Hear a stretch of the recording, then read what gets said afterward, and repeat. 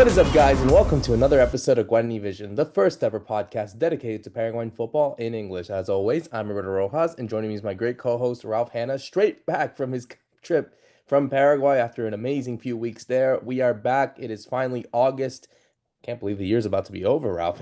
We're heading into obviously the eighth month of the year, and obviously that means that we are a couple weeks away from the big World Cup qualifiers that Paraguay will have to secure their tickets to the 2026 World Cup. But before that, we obviously have some action happening in the Clausura, a big match happening this weekend. We'll talk about that match in just a second. We also have to talk about what's been going on with the Copa America Femenina, as the Paraguayan women's team had a really good performance, and in dramatic circumstances, it was a good way to kind of cap off a tournament that I think had some expectations and I think exceeded them. I think they definitely had what it takes to make them. Maybe not in the most dramatic fashion, but hey, that's what being a Paraguay fan is these days. But Ralph, yeah, I'll get to you firstly. How was your trip? How was everything?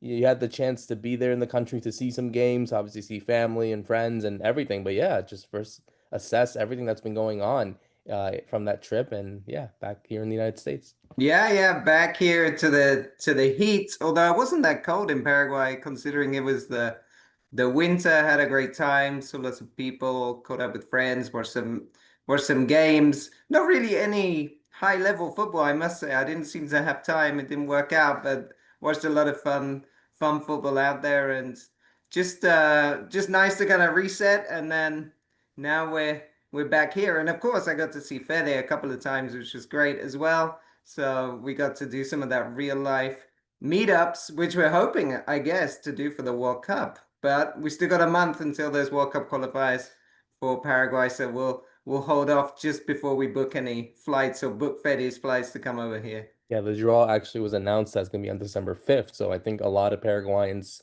be it abroad or be it here in the United States, or any fans of the team, are definitely going to be anxious about that date to see where Paraguay lands and what group, which country they'll play. Because you have to realize, like, it's not always the case of them just being in the United States. Obviously, they got Mexico, they got Canada. So, you got three options there in terms of where they'll play. But yeah, we'll cross that bridge when we have to, when we qualify, of course. But let's go into the Copa America, because obviously that was the tournament that just happened a couple of days ago. It just finished for Paraguay. It's going to finish officially tomorrow with the final between Colombia and Brazil. But Paraguay had a really decent performance. Obviously it was kind of the roller coaster ride that Paraguay typically have in these sort of tournaments, especially the women's team being in a group with Brazil, Colombia, Venezuela, and Bolivia is a really tough group. Refreshing all the results that they had. They got the 4-0 win against Bolivia, really the convincing result that they needed. They started off well against Colombia, actually. I think they were at 1.11 at halftime, but unfortunately Colombia got the 4-1 win. That's why they're such a good team now, and that's why they're in the final. Then they took on Brazil, which, I think that was the expected result. They were gonna not get anything, and they got a 4-1 loss there. And then to finish it off, they got it against Venezuela, a 2-1 win, the dramatic 2-1 win. And we'll talk about one player in particular in just a bit about her tournament. And you actually had a really good Substack about it, about this sensation who really came of age. That's literally the title if you want to check it out there. And then finally, in the fifth place game, which you would think to yourself, why is there a fifth place game? Well, the reason why there is a fifth place game is because it is to determine who qualifies for the Pan American Games in Peru in 2027. Uruguay had already qualified, Argentina had qualified, Peru as host, they obviously qualified, but there was still one spot to be determined between Chile and Paraguay. It was a really dramatic game. And in the end, in extra time, in stoppage time basically, Camila Arrieta scored to put Paraguay into the spot to finish in fifth place, and of course to qualify for the Pan American Games. But I think we're not going to talk about her for a bit. We have to talk about someone that had a really great Copa America. Right now is the top goal scorer at the moment, unless Amanda or Nina Caicedo has a really traumatic game in the final. Is Claudia Martinez. Claudia Martinez, again, we had hyped about her for quite some time. The girl from Capitan Bado over there in Paraguay has been doing so well with this Paraguay national team at U17 level, obviously winning there in Colombia this year, actually, and now is performing in the Copa America Femenina. And, obviously to do those kind of things, Ralph, I think is it shows that Paraguay have an extraordinary player because one thing is to do it at the youth level and another thing is to do it at a senior level with a lot of these players that are experienced. And I think when you're your best player at 17, I think it goes to show you that this is someone that I think for the first time, we've had some great players like Jessica Martinez and whatnot, but for someone that I think that has been able to really become the best player at this age shows that Paraguay really have a jewel in this sort of tournament, and it was demonstrated here. Yeah, I mean, it was impressive the way she came in and scored a hat trick against Bolivia, but there was still question marks about is the level of Bolivia that much different to what she's been playing in Paraguay in the local kind of leagues. But when she scored that, it was a really good goal against Colombia, on the turn from outside the box or edge of the box. And then the one against Brazil where it's a defensive mistake, but you see her speed, you start to think, I mean, this is somebody that's doing it now at the very highest level. Brazil, Colombia, obviously are the finalists, and they're playing with plenty of senior players. So I mean, it's a very exciting moment. I think what we saw from Claudia is that a year on from when she played the under 20s World Cup last year. So it was kind of strange, right? She played under 20s last year, then she's doing under 17s this year. But maybe that was a step too far because in those games she didn't have the kind of impact she was having here. It looks like now she's ready. She's ready for senior football. She's still only 17. She turns 18 in January, so she's still going to be at Olimpia for the next few months where she signed a contract and from my understanding, she's the best paid player in Paraguay right now, as much as you can pay a 17-year-old. But that kind of contract that she signed with Olympia, because it was 2 years, because it takes her through to 18, is one of those kind of big deals that are very rare in Paraguay. Such is kind of the talent she's showing. But a couple of numbers that really stood out for me was not just the goals. She carried the ball more than any other player in Paraguay, so she was dribbling more than anybody else, which kind of makes sense from the goals she saw. But also she won the second highest amount of duels. So it's like even defensively, and she's not physical in terms of big, but physically because she's so fast and she still has that kind of strength. I guess, sometimes people have that wiry strength where they don't look particularly bulky, but they have that strength. I mean, she's winning the second most amount of duels in the team, but also against senior players and much more, veterans of 10 years older, 15 years older in some cases, because you got over 30. So, I mean, it's a really impressive tournament from her, and I would say, well, I can say with confidence that right now, I think pretty much most clubs in Europe know about her, and people are going to be asking about her. We've never had a Paraguayan player in the NWSL. We've never had one in the WSL in England, and I honestly think she could be the first person that breaks that barrier. We have to wait until January because, of course, she's not 18 yet. But even before the under 17s World Cup, which you would usually think is the big moment for players of this age, she's already set her mark, and being top scorer in the senior Copa America at 17 is an incredible feat. I haven't actually checked. What I wanted to check was, has there ever been such a youngest top scorer before? But I guess we'll have to do some digging and investigation to find out if that is the case. But we just want to wait for the final because, like you said, there could be other players that surpasses 6 goals in 5 games. But so far, it's just been a brilliant tournament for Claudia Martinez. And it's also been a brilliant tournament for Paraguay. I think they really exceeded the expectations that they needed. Obviously, getting out of a tough group with Brazil, Colombia, Venezuela, finishing in that fifth place spot. I think they achieved what they wanted to achieve. I think that's certainly something that you have to be proud of. And I think now, Fukamoto is really going to head into these big games. And I'm talking big games now because obviously, right when this tournament ends, we're going straight into October with the Comebol Liga de Naciones Femenina. And obviously, if you know Spanish and, I think you can get the right translation, it means the Nations League. The Nations League in Comebol that will happen. We've seen it in UEFA, we've seen it in CONCACAF as well. And now Comebol will officially have it as well. And that starts in October, the first two games with Argentina and then against Venezuela. And this is interesting, Ralph, and I wanted to get your thoughts on this too, because at the same time, assuming Paraguay do well, they will be also playing in the U17 World Cup. So you really have a, and you really mentioned it in this Substack, which I think was really nice, is that I think this tournament really was able to give Fukamoto an insistence of like sort of the faith towards their own players. Even though Claudinha has been really so well and has doing so well, I think this Copa America has really been partially an experiment for these younger stars. So, what is next for her? What would you do? I mean, do you go into these two games, insisting that because of the performances that she's had, that could help Paraguay with these two games against, really tough opposition with Argentina and Venezuela? Or do you just insist of her going into this tournament in Morocco? They're in a group with Japan, New Zealand, and Zambia, which, I think is very accessible for them.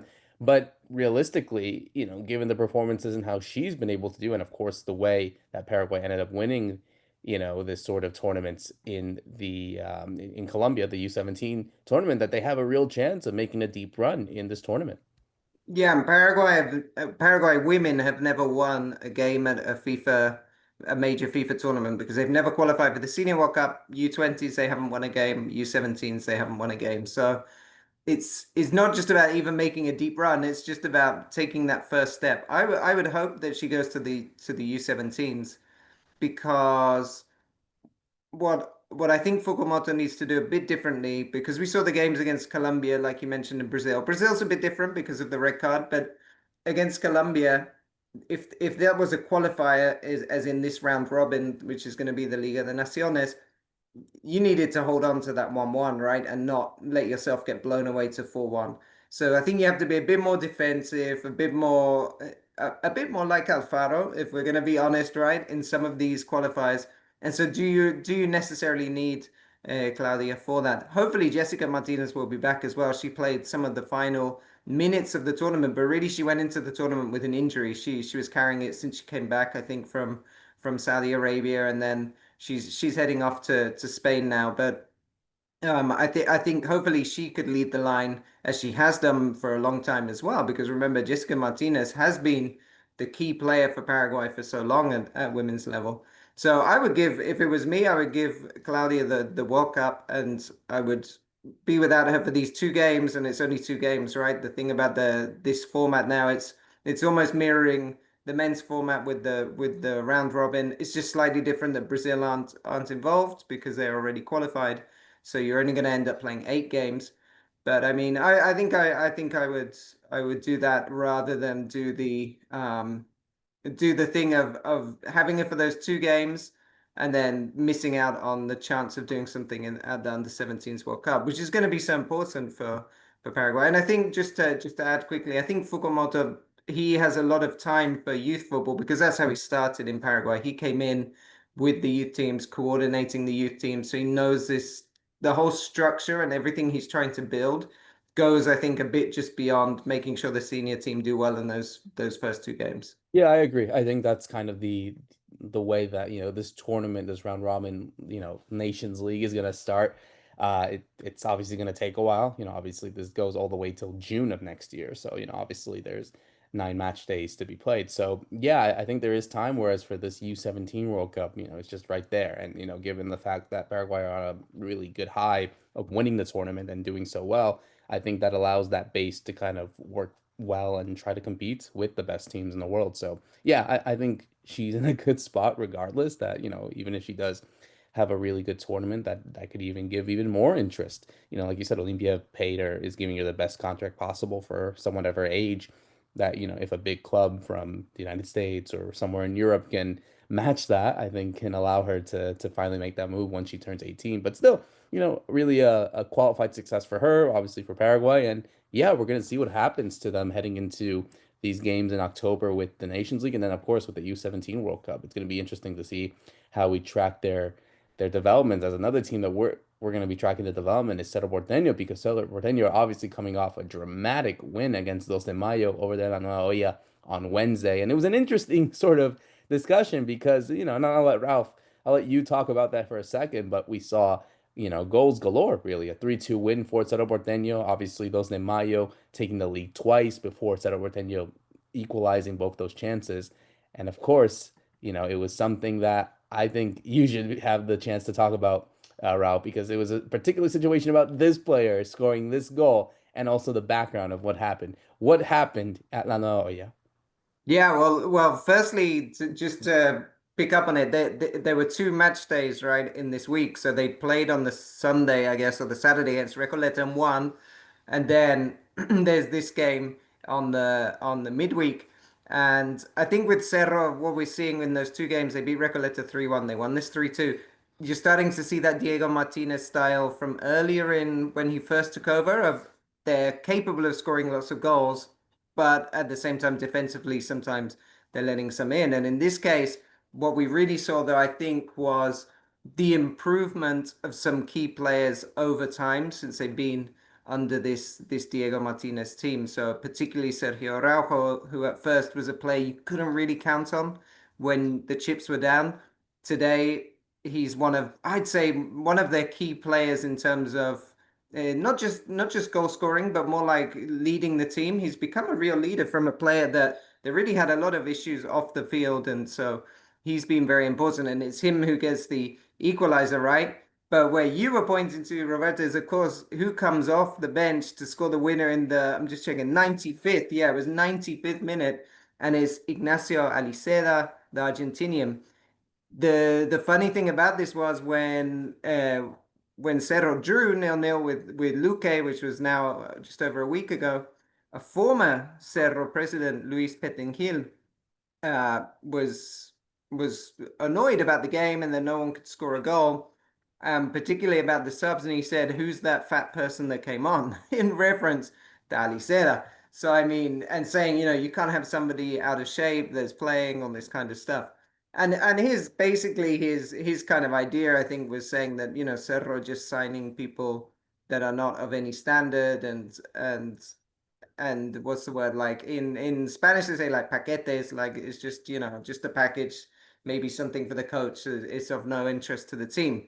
So for him to then come off the bench, score that winner just before the Clásico, I think was a great way to kind of end some of that criticism and show really the Cerro interesting at the moment. I think is a very interesting team. One, because so far the injuries they've been managing. I think they've kind of fixed a couple of key places. I mean, at right back now that you're seeing like that was a very good signing in the end to pick up. Fabricio Peralta coming back has been useful for the midfield. He had an important game, and you're just seeing that the whole kind of ambience around Cerro is pretty positive at the moment as they go into the Clásico.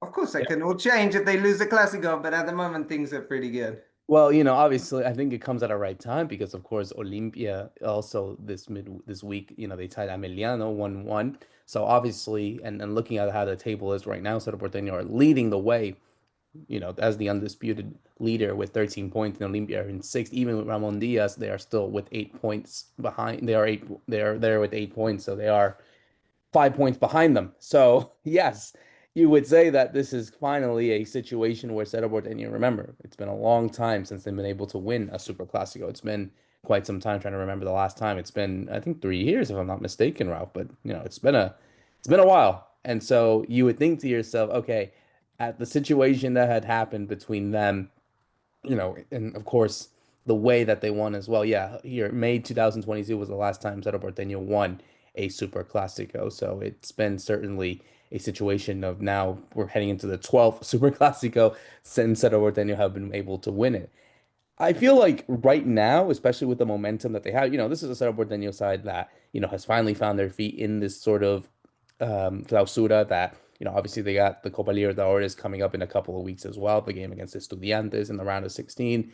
I think they are really in a good momentum. They have really good momentum heading into this game. But of course, it is a Super Classico, and of course, there is that scenario of history that, like I said, it's been 11 games since they've been able to win a Super Classico. Olimpia have always had the upper hand, or it's ended into a draw, but they have not been able to win. So I'm sure that's going to be part of their that's probably going through their minds. The game is going to be played at Ciudad del Este, so it's not being played in Cerro Porteño's Gran La Olla or in Asunción either. So really opens the door for everyone. And yeah, how do you see this one? This is an interesting game because I think you would say that okay, a set or win that kind of puts them into this big momentum of like, okay, who's going to really stop them? Of course, there's still a lot of games left. They still got to play like some Libertad and Guarani and, other, got to play Olimpia again. But I think being able to get this win against their bitter rivals and in the performances that they've been playing, obviously, we have to see if Luqueño or Nacional or, like I said, Guarani are able to catch them. But I think a win in terms of this way, especially given the fact that they haven't beaten them in quite some time, that they got the Libertadores in a couple of weeks as well. I think that just builds momentum for them. So, yeah, you would say like, oh, Cerro Porteño have this in the bag, but it's a Super Classico. You never know what could happen. No. Yeah, it's never that easy, like you say, because remember Cerro took the lead in both the Superclásicos so far this year and ended up losing 2-1. And I would say in both games, they were probably heading in. I'm trying to remember the second one, but they were heading into the games as the better team or as one of the stronger teams. And so we're in that same position again.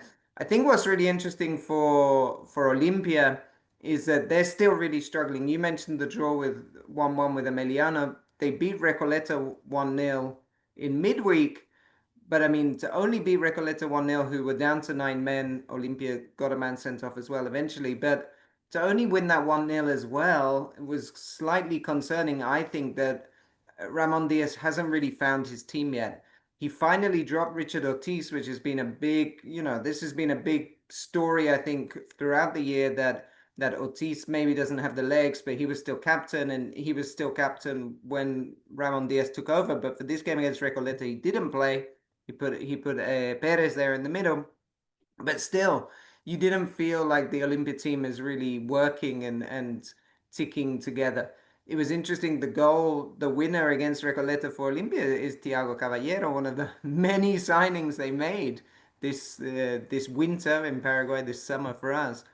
But you still think with all those signings, you're not seeing exactly how everyone's fitting compared to what we just mentioned about Cerro, right? Where you have some new signings coming in very well, and then also the newer players that joined at the top of the year are now starting to show and kind of they've got a much more defined role and a much more important role, I think, than they did when they first joined. So yeah, like you say, everything kind of points to Cerro should be winning this game, but the reality of Clásicos is form kind of goes out the window, and especially with someone like Ramon Diaz, who I think is, he's got so much experience. He's famously he doesn't lose Clásicos. I mean, I'm sure he has. I don't have his exact record, but famously he does very well in Clásicos. I would I would say, he's probably going to go out there just to not lose the game based on what's happening, but he could make it a very frustrating day for Cerro. And I wouldn't assume that Cerro are going to score 2, 3 goals like we've seen in the last couple of games. Yeah, I mean, looking into this game, we know Fede obviously is not here today, but he obviously put his prediction, which, I think surprised me, and I'm sure surprised you as well. Ralph, he went with Olimpia to win 2-1, goals from Leguizamón and Alcaraz, and Iturbe, who has been having a really good tournament so far with Cerro Porteño, getting the lone goal. So he's got Olimpia in this one, which, again, is not out of surprise, but man, that would be a big morale. That would be like I said, a big loss in morale if Olimpia are able to get this one and kind of ruin the streak of how Cerro Porteño has been doing. But hey, if it takes one team to do that, it's them. So he's got 2-1 Olimpia. What do you got, Ralph? I think I'm going to go for a 1-1 draw. Another What one. Another. everything that says Cerro on form could win. There's something about at the moment the Ramon Diaz situation, the Ciudad del Este venue, but also this is almost like this kind of what's the word, like thorn in the side of not being able to get the win. So I think it's going to be a 1-1 draw. Interesting. All right. So I think we're all going to differ here because I think Cerro Porteño finally end their streak and get their win because I think the team has been doing so well. I think that dramatic win against those de Mayo is going to help them a lot. I'm not here to say that that's going to be the result that we're going to have this weekend, but I think, again, it kind of boosts morale in the sense of them performing to the level that they should. And, like I said, I think given the fact that they haven't been able to win this game in over 3 years now, I think it's time for them to end it if they want to win the Clausura. And also, you gotta remember, Ralph, they haven't won a title since 2021 as well. So, kind of that streak of Super Clásicos, not being able to win it has been big. But the fact that they haven't won anything, not even a Copa Paraguay, which they'll be able to compete in a few weeks as well, I think that's certainly going to be something that I think this is where it begins. If they are really going to go on a deep run and maybe win something, we'll see what happens in Libertadores. I think that's also up in the air. But if they really want to be on a deep run, I think this is the game to start. I think what we saw against Los de Mayo, I think is the catalyst of now a huge streak beginning. So I'm gonna say 1-0, tight game. Superclásicos are really tight games as they should be. And I think Iturbe gets the winner. I think he's been on some incredible form so far. He's been doing so well with this Cerro Porteño side under Diego Martinez. And yeah, I think he's certainly someone to really help in this game. So I got him getting the winner there. And I think Cerro Porteño are in a good spot to do well in the Clausura. But again, we still got a long season ahead of us. So, obviously there's going to be a lot to talk about, heading into now. We wanted to close out on this last thing actually, and I just remembered, but obviously, given that it's August, it is the beginning of the European leagues starting soon with a lot of these Paraguayans performing. Obviously, the big eyes are going to be on Diego Leon, who's been playing at preseason. I've had the chance to actually go to one of the games this weekend against West Ham. He was able to play 30 minutes, and I thought he looked decent. I don't think that he's still in that position to start, but he's getting his minutes so far under Ruben Amorim. He's been praised a lot by him as well. So that's good to see. Obviously, we have to keep our eyes on the likes of Diego Gomez, see what he does at Brighton this season. The Premier League starts in exactly 2 weeks at the time of recording. We'll see what happens to Enzo Gonzalez. He hasn't been able to really play a game ever since his injury at the Olympics. We'll see if he's ready to finally get that chance to play, uh, be it at Wolves or wherever. But I think there's also questions about other players too. Omar Lerete, there had been question marks of what's going to happen to him, if he's going to stay at Getafe, Antonio Sanabria at Torino as well. You know, Julio Enciso obviously won't be able to play because of his injury. But yeah, Rolf, I guess, what are you looking forward to now that we're in August, I guess? Looking forward to a lot of these Paraguayans playing in Europe and, keeping your eyes on, we have a lot of players also playing in Portugal too. We got two of them, Dani Rivas and Alan Nunez playing there in the first division. So yeah, I guess I'll ask, what are you looking forward to now into this European season and in particular the Paraguayans? Yeah, it's a good question. I mean, I think for firstly for Enzo Gonzalez, I think he did play a game, but it was behind closed doors, so no one's seen it. But I remember reading somewhere that I think he's finally got some minutes again, and it's been essentially just under a year, no, just over a year Over a year, yeah, since because he the was in the injury Olympics. against Israel. Yeah, I mean, so that for him has been so difficult. I hope, I hope that was it and he comes back and he's not someone that gets a series of injuries. As we talked about Julio Enciso, that's someone that has struggled a lot with injuries. Enciso's in Paraguay at the moment. He was watching Libertad last night, his old team, as he continues his recovery. But I think I'm very interested in Diego Leon because for me, I think we've said it before on here, he was lacking a bit of that tactical awareness. There's some decision making, but we've always said that physically he's ready, athletic. He could do a wing back, which is not an easy position. It's not many people are naturally ready to play wing back. And so what we saw, I think from the bits I've seen, is Luke Shaw's playing behind him as that left-sided central defender on a three. And I think that gives him a lot more security, having someone with that experience that could play behind him. I honestly wouldn't be surprised, assuming Shaw stays fit, and then you might be able to have Leon playing there for some games because I don't think United really don't have a huge amount of They only have options. it Patrick Dorgu. He's the only guy that he hasn't Right. been able to score actually a couple of days ago. So it looks like he's like, for me at least, I think he's the one that's going to get that position for the moment. So it's, I mean, there's no huge competition at least. So I think we'll definitely see him there and thereabouts was interesting. And then the other player you mentioned, Omar Alderete, I'd really be surprised if he stays at Getafe. You just look at his numbers. In terms of Paraguayans, he's been the most consistent player in Europe for years in terms of minutes. He just gets so many minutes. He starts so many games. And what we've seen is, especially at Getafe, I think the last kind of year and a half, he's been very good and probably I would say too good for that level. So there might be another team interested in him. I know there's been kind of Premier League because his agent has moved players there before. Well, he has players there right now as well. Of course, Diego Leon we just talked about. But I don't know, there could be somewhere he ends up going. He's played in Germany before. But I'd be interested to see if Alderete gets a bigger shot and maybe gets to play or Champions League football, Europa League football. That's, I think, what we would really want to see with some of our Paraguayans. in Conference League now. You got that as well. So, I think, yeah, it's been a while since we've been able to see Paraguayans in these competitions as well. It's good to see them play in Europe, but also I think it shows even more relevance if you're playing in these like big tournaments, be it Champions League, Europa League, or Conference League. But yeah, there's been interest from Italy. I know there's also that interest from Saudi.